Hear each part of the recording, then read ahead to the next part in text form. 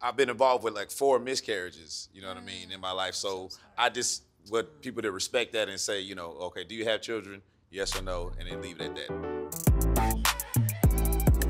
Hello, and welcome to Listen to Black Women. I'm L'Oreal, and we have an amazing panel and a great show ahead of you. So let's start. From my right, we have Tyler Chronicles in the building. I dated a woman with a child, and I felt like it was kind of my duty to kind of be there as a black man, especially. Yeah. You, of course, have Al Varner. A family man is a family man. It's in you or it isn't, or you want it or you don't. And we have a special guest, my girl, Notori Naughton Lewis. I'm setting a new tone and a new journey for me and my family.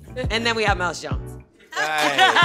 Everybody knows that about me. I'm very protective. I got 2 girls, so I'm super protective over them. Okay, so how did you all's upbringing affect, or how will it affect how you raise your children? How does it affect how you raise your children now? The bar is really high for me because of the type of father I had, rest his soul. There were just they were such basics, but it was like your safety, your education, your movement. I need to know that the person that I'm creating a life with is invested in this child, is going to lead them and guide them in a way that they can go and flourish. A family man is a family man. Like, you don't have to try to pull them in and like, can you please, will you just spend time? These men, this is their life. That's my husband. They don't want to be nowhere else. They don't want to do nothing else. Yes. They want to go grab some wood and make some s'mores. I was like, wait, and like fix something and like read a book or watch Fix the something game. Is so crazy. Yeah, like I love a man that can fix something. I love a man that can fix something. I don't even but fix like, our problems. I never noticed it.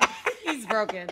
So yeah, I say all that to say, I think as women, and I've done this before, I've tried to think, okay, well, I can get him to, if I just, if he just, no. It's either in you or it isn't. It's in you or it isn't, or you want it or you don't. So I wanted to say 2 points real quick. I do not have children, and for everybody out there, I would like for you to think about when you talk to people that don't have children, because a lot of times I say that and they're like, why you don't have children? Why you don't want to?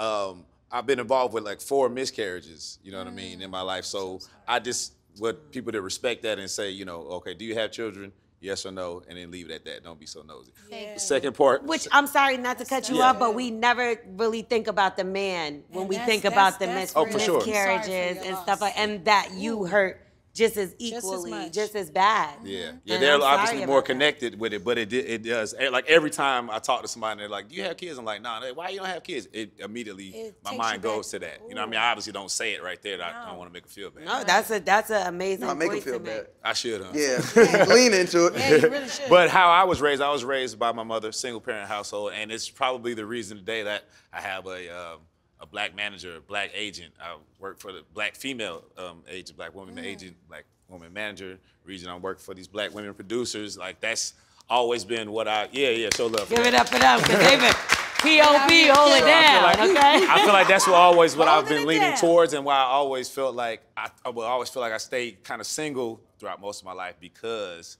I see what it is like to see women get played with, and I don't want to be on that side. So I try to let them know off the top, like, okay, this is where I am, this is where I'm at. I'm not looking for this, I am looking for that, and then we can go from there. Can I introduce you to some of my friends? Oh. Yeah, for real. Are you available?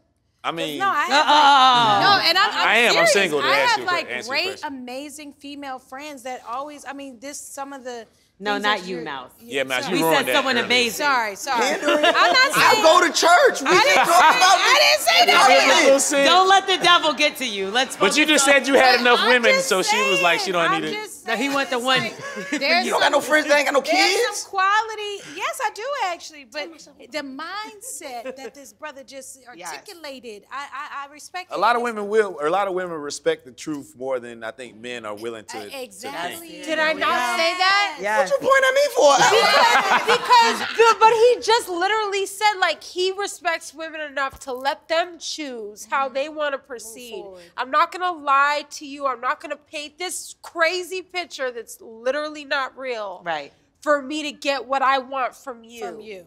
And I don't know if it's I don't know if it's totally a respect thing, but I think just a lot of men just feel like they have to trick the woman, you know what I mean? Instead of just telling the truth, because you may lose her. This may be it. Yeah. And a lot of men are We're gonna get married very soon. Yeah. After this break, we're introducing our next.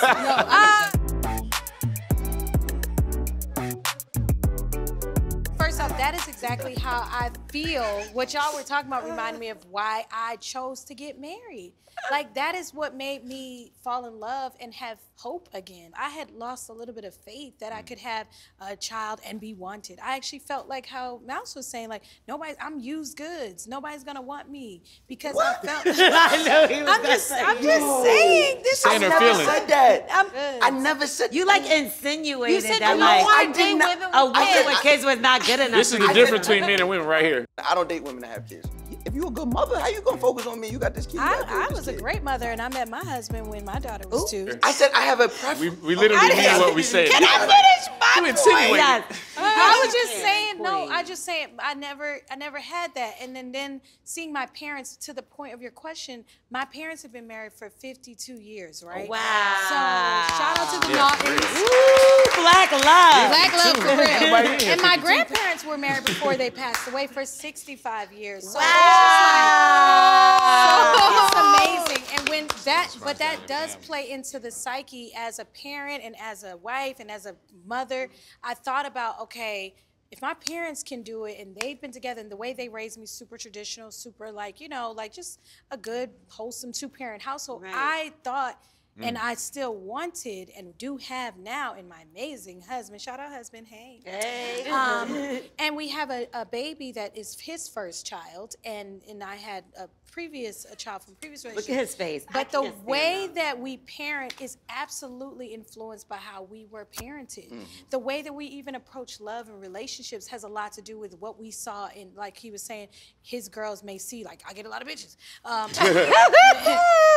love y'all in person. I get mad bitches. But it may somehow influence how they see, like, yeah, my dad's kind of fly. I need a fly dude to step to me. That's kind of dope. They're gonna always. Hey, in my experience, most of the women that I've ran into that father was like players, that they let you know that they don't go for nothing. And they're smart. They don't go because for they nothing. like, oh no, I saw my dad do. Exactly, bro. Yeah. So that's actually, I think, a pro. But there are parts of the parenting that I had, like I was super sheltered. I wish that I had seen more of the world, or I wish I had more chances to fall, more chances to fail.